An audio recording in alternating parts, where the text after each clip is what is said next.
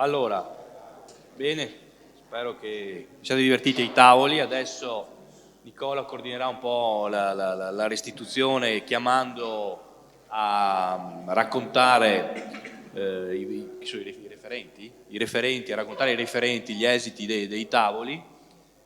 Lascio a te Nicola la parola. Sì, intanto ringraziamo anche tutti i partecipanti, che quasi un centinaio di comuni hanno partecipato ai tavoli di lavoro. Antonino, adesso chiamiamo... Io faccio la valletta, direi di partire con l'ordine che ci siamo dati dei tavoli. Ad ogni coordinatore chiediamo di riassumere in 3 punti quali sono i temi che sono stati toccati dal tavolo. Partirei da Stefano De Colle. Adozione a PIO e estensione e utilizzo delle piattaforme nazionali di identità digitale, SPID e CIE. Sì, buongiorno a tutti. Allora, al tavolo abbiamo discusso le 2 tematiche, quindi quella legata al bando 143 e 144. Per quanto riguarda l'143, quindi appio e collegati appunto per i servizi di esposizione, insomma, su appio, abbiamo chiarito quello che è l'apporto di Regione in questo momento, in particolare che è un apporto sostanzialmente che permetterà a tutti gli enti di veicolare tramite gli strumenti regionali le notifiche, quindi delle 3 tipologie sostanzialmente di implementazione: notifiche, integrazione a livello di single sign-on e servizi direttamente integrati su app. Noi sicuramente partiamo con una garanzia. Le notifiche già ci sono e le stiamo già erogando, abbiamo già più di 8.000 servizi messi a disposizione per gli enti come soggetto di tipo aggregatore sostanzialmente su Appio, e lo continueremo a fare. Quindi questo lo diciamo lo abbiamo detto sui tavoli per dare la garanzia che con questi strumenti i comuni possono appunto raggiungere il loro risultato, senza distogliere poi l'attenzione da quelle che sono le altre 2 tematiche che fanno parte appunto del bando stesso, sul quale stiamo già lavorando da tempo, e direi che in poco tempo dovremmo anche cogliere l'obiettivo di riuscire a mettere su Appio un intero servizio digitale, un LED di tipo procedurale, come li chiamiamo noi, per permettere la fruibilità del servizio stesso sull'app nazionale. Ecco, in quel contesto sono emersi alcune diciamo così, elementi che poi sono stati completamente smarcati in un contesto, direi, di perfetta collaborazione tra tutti i soggetti, quindi il Dipartimento, PagoPA, che hanno, ciascuno dei quali ha fornito proprio l'apporto massimo proprio su quel tavolo. Sono stati marcati alcune tematiche, in primis appunto quelli legati alla titolarità, se vogliamo, del servizio, in particolare quando si parla di servizi di pagamento. Su questo appunto sia PagoPA che il Dipartimento hanno fornito tutti i dettagli del caso, e quindi io direi che questa è un po' la sintesi generale.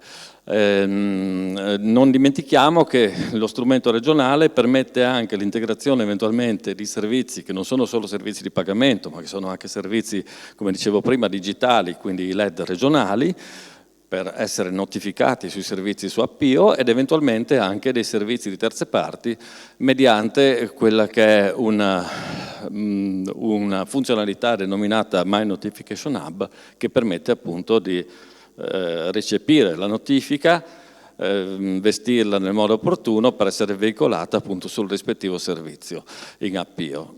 Concludo questa sezione dicendo che è stata posta particolare attenzione, o meglio è stata sollevata l'attenzione particolare che riguarda le tassonomie, per far sì, quindi questo suggerimento è arrivato in maniera direi determinata, in particolare da PagoPA, per far sì che poi non ci sia un proliferare di servizi che non ha senso esistano. Un servizio appunto non può essere spacchettato in tanti piccolissimi sottoservizi che notificano fasi del servizio stesso. E allo stesso tempo è stata evidenziata l'importanza appunto di far sì che anche servizi che non sono servizi di pagamento vengano auspicabilmente esposti secondo una tassonomia uniforme da ente a ente. Passo il tema. Per quanto riguarda invece il discorso dell'integrazione dell'identità, abbiamo visto quello che Regione mette appunto sul tavolo per essere a fianco degli enti. Noi mettiamo a disposizione il gateway di identità MyID. Partiamo da una situazione in cui c'era già SPID, integriamo CIE e abbiamo descritto tutto il percorso che permette agli enti di aderire in perfetta sintonia a quello che è appunto sono i dettami del bando. A Maristella Bolgan, adozione piattaforma PagoPA. Sì, grazie. Allora, un po' un riassunto insomma, delle criticità, dei punti di attenzione emersi nel tavolo. Innanzitutto il poco numero, le poche adesioni all'avviso PagoPA. Abbiamo praticamente meno di 70 comuni sui 563 del Veneto che hanno chiesto il supporto di regione e quindi c'è tempo ancora fino al 24 di marzo, però insomma se aderivano tutti nel tavolo? Nel tavolo erano tutti che avevano presentato domanda così ad occhio, non ho verificato uno per uno, però insomma avevano tutti presentato domanda.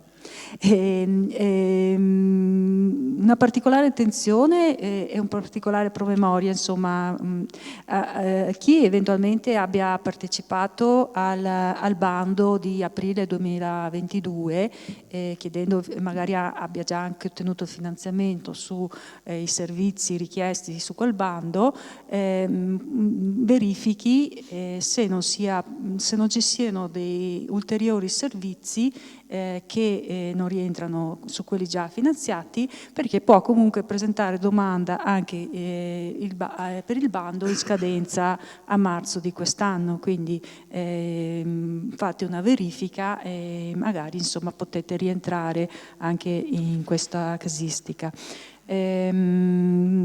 Poi c'è un punto di attenzione su un servizio che per i comuni che è stato deprecato, cioè ha una fine validità definita e probabilmente siete già stati contattati anche da quelli che hanno richiesto questo servizio, sono già stati anche contattati dal Dipartimento.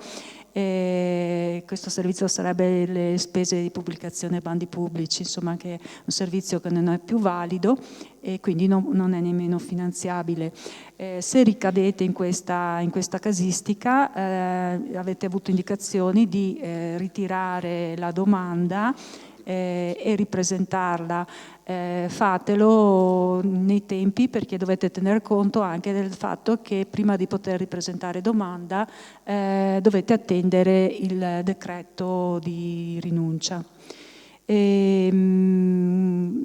noi faremo anche con la collaborazione di ANCI Veneto una ricognizione sui comuni che hanno ancora attivo questo servizio, sia quelli che hanno richiesto di attivarlo e anche su quelli che hanno richiesto di attivarlo per il PNRR. Insomma faremo anche con ANCI Veneto una campagna di sensibilizzazione.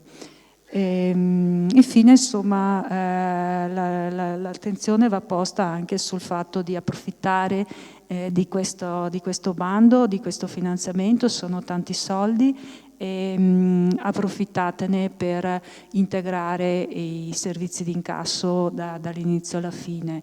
I vantaggi insomma vi sono stati illustrati, insomma ci sono degli esempi virtuosi.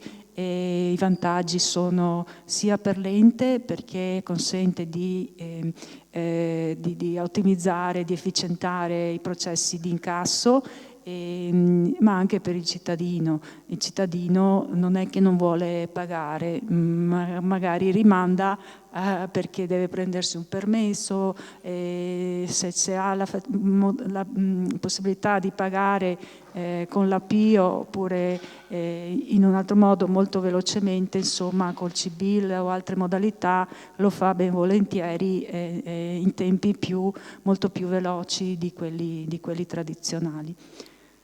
Basta, concludo. Grazie Maristella. Antonino Mola, esperienza del cittadino nei servizi pubblici. Sì, grazie. Allora, 3 questioni fondamentali che credo siano utili anche a chi non ha partecipato al nostro tavolo.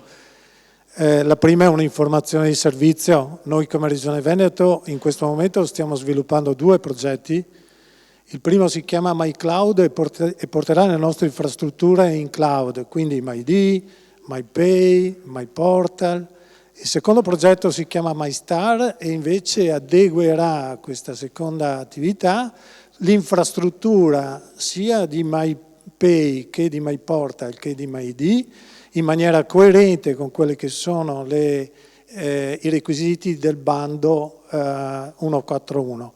Quindi il messaggio forte è prima dell'estate le nostre piattaforme saranno in cloud qualificato Agid e saranno adeguate al bando 141. Seconda questione, molto spesso ci sentiamo dire dai nostri enti che utilizzano le nostre piattaforme: ma se fa tutto la Regione, noi che cosa dobbiamo fare? In realtà il messaggio qui forte è: le tecnologie sono solo uno dei requisiti per fare trasformazione digitale.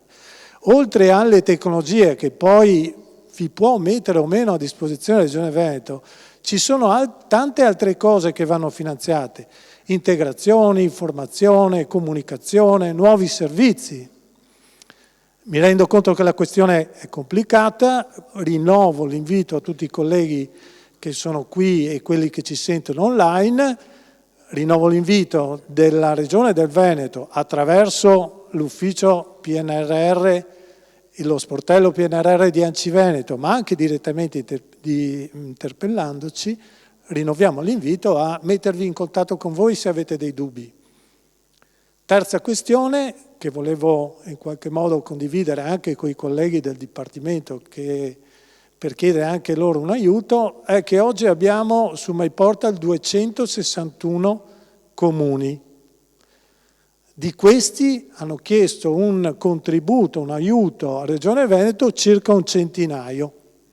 Ci sono 150 comuni che non sappiamo esattamente, nonostante diverse comunicazioni, che non sappiamo esattamente che cosa intendono fare. Non vorrei che si aspettassero che Regione Veneto come dire, faccia tutto e loro sono lì in attesa che qualcuno gli comunichi che cosa devono fare. Quindi l'invito che faccio ai colleghi del Dipartimento, contattando questi comuni, magari noi vi forniremo anche i nominativi di questi comuni, cercare di capire che intenzioni hanno, perché il dato fondamentale è che adesso c'è la fase di contrattualizzazione, ma poi ci sarà la fase di realizzazione. Che cosa succede tipicamente nei progetti che vengono portati avanti dalla Regione Veneto? Che l'ultimo mese si presentano tutti a chiedere una serie di attività. Naturalmente capite bene che con numeri così alti potremo trovarci noi e i comuni in seria difficoltà. Grazie. Grazie Antonino. Luigi Bellio, abilitazione al cloud per le PA locali. Sì, allora, noi abbiamo percorso prima qual è il processo di adesione all'avviso da parte dei comuni, l'abbiamo fatto molto brevemente perché questo avviso scade venerdì questo. Poi abbiamo percorso invece quali sono le attività che i fornitori devono fare nel caso in cui vengano scelti i prodotti regionali che stanno in cloud. Quindi abbiamo fatto degli esempi di attività che i fornitori incaricati dai comuni devono eseguire per questa attività di integrazione e poi una congrua parte del tempo spiegando il meccanismo di asseverazione. Cioè alla fine delle attività, quando queste vengono dichiarate concluse da parte del comune, come vengono eseguiti i controlli e le verifiche, qual è anche il percorso con cui il comune documenta il completamento lavori e poi le attività diciamo così, ispettive che vengono fatte per verificare i risultati. E sono seguite un po' di domande, qualcuna di natura amministrativa, qualcuna di natura un po' più tecnica, qualcuno ha chiesto se ci sono dei criteri per scegliere i RUP all'interno dell'amministrazione responsabile di questa attività. Qualcuno ha chiesto ma un ente può utilizzare una società in house per fare un'attività di migrazione con modalità trasferimento? Quindi magari diciamo così, risposte che si possono anche dare per scontato, però qualcuno magari intercettava delle possibili ambiguità. E su questo hanno chiesto se la Regione Veneto ha in qualche maniera in animo di organizzare dei tavoli di coordinamento di tutte le in-house dei vari comuni che possono essere coinvolti in questa attività. Quindi è un'esigenza che sentono di confrontarsi fra di loro per portare avanti i risultati dei vari comuni. Hanno chiesto poi se la Regione comunicherà l'elenco dei servizi PASA qualificati che intende utilizzare presso il cloud provider che è stato selezionato. E un ente ha posto un'altra questione, sta implementando alcuni servizi attraverso degli strumenti on-premise non strutturati, fogli Excel, strumenti di questo tipo, e quindi chiedeva adesso che diciamo così, il tipo di destinazione cloud della Regione Veneto viene classificato come PAS, posso accedere o meno al finanziamento, questo diciamo così, seguendo la matrice di compatibilità fra origine e destinazione può escludere o meno. Su questo fronte comunque ci si riserva di fare ulteriori approfondimenti sullo stato di origine. Questo Excel viene compilato a mano, è prodotto da un sistema, viene poi dato in pasto a un sistema automatico, piuttosto che, quindi sono una serie di condizioni che poi vanno affrontate nel dettaglio.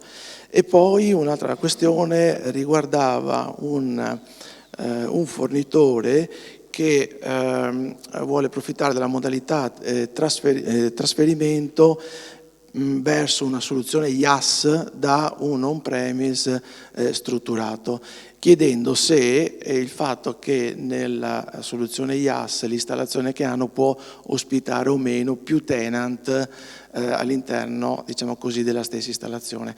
E qui abbiamo riportato alcuni principi di base che hanno a che fare con l'esclusività delle risorse che in qualche maniera devono essere riconosciute all'ente per diciamo, dimostrarne una responsabilità sulle risorse che vengono messe a disposizione. È tutto. Grazie Luigi. Concludo io con l'ultimo tavolo, piattaforma digitale nazionale dei dati. In questo caso il nostro bando è ancora aperto, c'è stata una nuova finestra che si chiuderà a giugno. Quindi c'è stata un'illustrazione di quali le modalità di adesione e quali erano un po' il funzionamento generale della piattaforma e sono uscite diciamo 5 punti principali. La prima richiesta è capire se le API non sono solo quelle di esposizione ma anche se sono quelle di inserimento dati, cioè che il comune va a popolare banche dati esposte, per esempio quella della INPS per il SIUS. Quali sono le API a cui dare priorità? Attualmente non abbiamo un'indicazione precisa e quindi anche avere dal Dipartimento o dal territorio, insomma, capire quali sono le scelte comuni su quali API sviluppare.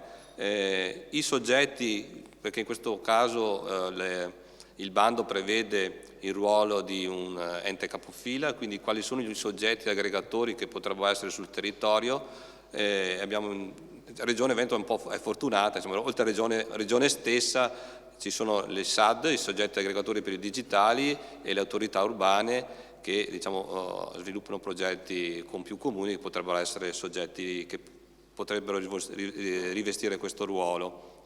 A livello di strumenti per i comuni piccoli che non sempre possono avere un orchestratore di API in casa, abbiamo citato il fatto che Regione Veneto comunque ha Veneto API Management, il VAM, quello che noi chiamiamo VAM, che potrebbe essere uno strumento valido per i piccoli comuni, da approfondire naturalmente le modalità di utilizzo.